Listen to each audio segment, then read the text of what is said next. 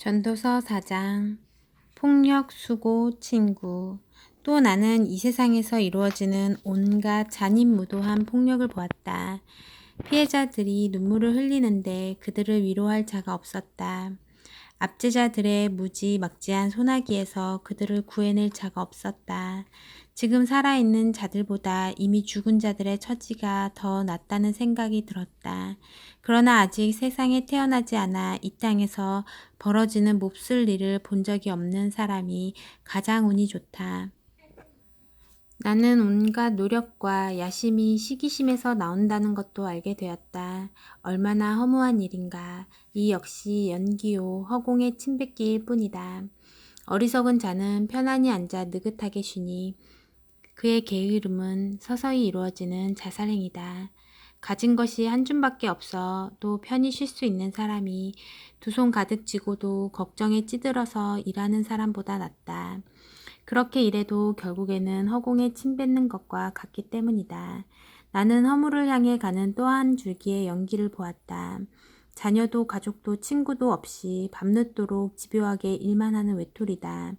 그는 더 많이 가지려는 탐욕에 사로잡혀 있을 뿐 결코 이렇게 묻지 않는다. 왜 나는 즐기지도 못한 채 이렇게 열심히 일하는 걸까? 그의 일은 연기다. 결국에는 아무것도 남지 않는다. 혼자 일하는 것보다 파트너가 있는 편이 낫다. 일도 나누고 재산도 나누어라.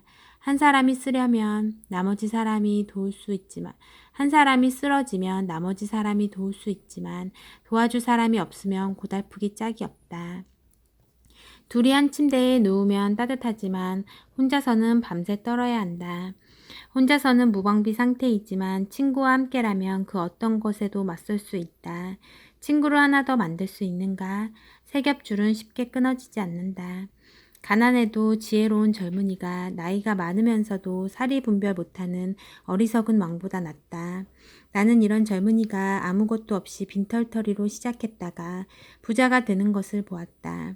이 젊은이가 왕위를 잇자 모든 사람이 열렬히 그의 다스림에 따랐다. 그러나 열기는 금세 가라앉았고 백성의 무리는 곧 흥미를 잃었다.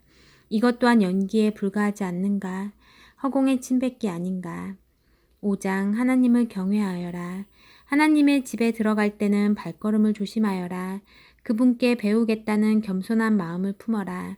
그것이 생각 없이 재물을 바쳐서 유익은커녕 해만 끼치는 것보다 훨씬 낫다.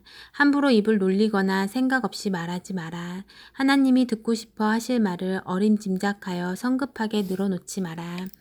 내가 아니라 하나님께 주도권이 있으니 너는 말을 적게 할수록 좋다.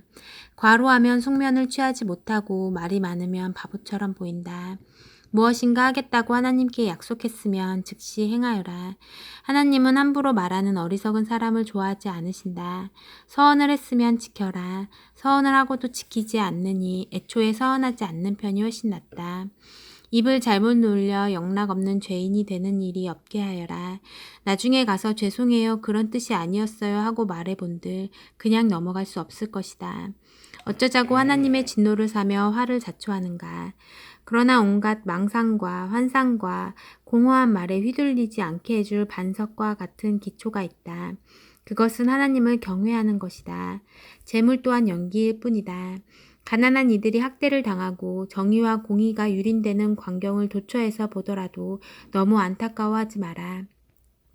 착취는 하급 관리들 사이에 널리 퍼져 있고 한도 끝도 없어서 어찌할 도리가 없다. 그러나 돼지는 누구도 속이지 않는다. 악한 왕도 밭에서 나는 곡식을 먹는다. 돈을 사랑하는 자는 돈으로 만족하는 법이 없고 재산을 사랑하는 자는 아무리 큰 돈을 벌어도 만족하지 못한다.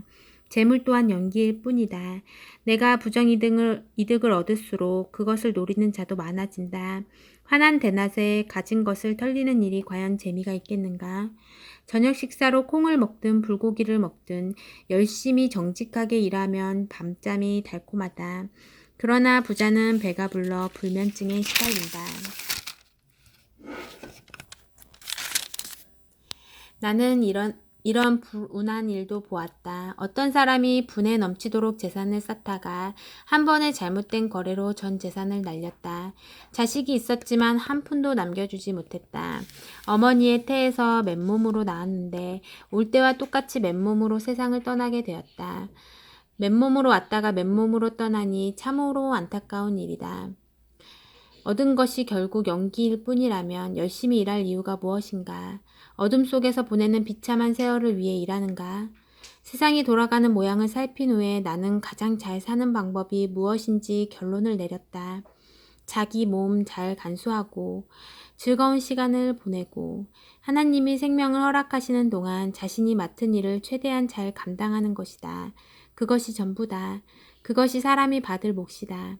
물론 우리는 하나님이 주시는 바 자신의 본분과 그것을 누릴 능력을 최대한 활용하여 주어진 상황을 받아들이고 즐거운 마음으로 일해야 한다. 이것이 하나님의 선물이다. 하나님은 바로 지금 우리에게 기쁨을 나누어 주신다. 우리가 얼마나 오래 살지 걱정하는 것은 부질없는 일이다.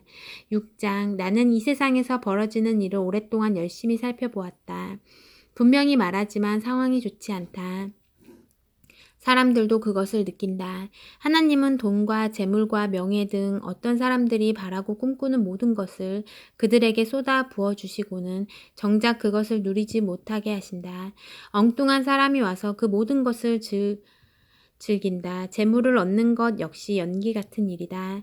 우리에게 남는 것이 없다. 자녀를 수십 명 낳고 오래오래 살다가 성대한 장례식으로 마지막을 장식한 부부가 있다. 그러나 그들이 살아있는 동안 인생을 즐기지 못했다면 차라리 사사나의 처지가 더 낫다고 할 수 있다. 그 아이는 제대로 모습을 갖추기도 전에 어둠 속으로 사라졌고 이름도 얻지 못했다. 아무것도 보지 못했고 알지도 못했지만 그 아이가 살아있는 어떤 사람보다 형편이 낫다. 사람이 1000년을 산들 아니 2000년을 산다 한들 삶의 즐거움도 누리지 못한다면 무슨 의미가 있겠는가. 마침내는 다들 같은 곳으로 가지 않는가. 우리는 식욕을 채우고자 일하지만 우리 영혼은 그동안 굶주림에 허덕인다. 그러면 지혜로운 이가 어리석은 자보다 나은 것은 무엇이고 근근히 살아가는 가난뱅이보다 나은 것은 무엇인가. 무엇이든 당장 손에 닿는 것을 붙들어라. 시간이 가면 더 좋은 것이 나올 것이라 생각하지 마라. 그 모두가 연기요 허공의 침뱉기일 뿐이다. 무슨 일이든 생길 일이 생기는 것이다. 그 일의 운명은 정해져 있다. 운명에 따질 수는 없다. 말이 많아질수록 공중의 연기만 늘어난다. 그렇게 해서 누군가의 형편이 조금이라도 나아졌는가? 연기와 그림자처럼 초라하게 사는 우리에게 무엇이 최선인지 누가 알겠는가? 우리 생애의 다음 장을 누가 알려주겠는가? 아멘.